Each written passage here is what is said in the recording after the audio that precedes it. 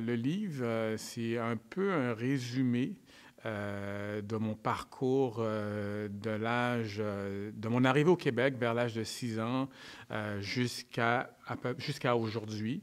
Et à travers ce cheminement de vie aussi, je parle de plusieurs personnes qui se sont retrouvées sur mon chemin. Donc, je fais un parcours de leur vie aussi. Des gens qui ont bien fini, des gens qui ont moins bien fini, des gens que malheureusement, ils ont croisé la mort.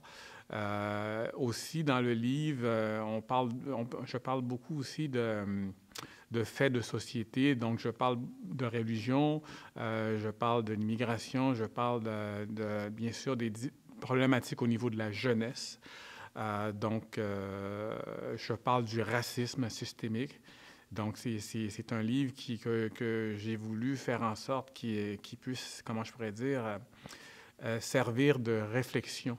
De façon première, à ce qu'on puisse mieux comprendre les jeunes qui se retrouvent en situation de vulnérabilité.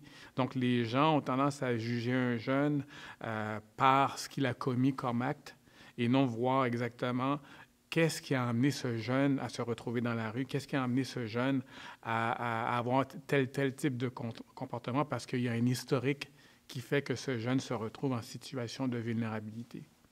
J'ai commencé à écrire ce livre-là, je pensais que ce serait quelque chose qui me prendrait à peu près 2 semaines pour l'écrire. Et bon, ça s'est transformé en livre qui a duré près de 15 ans.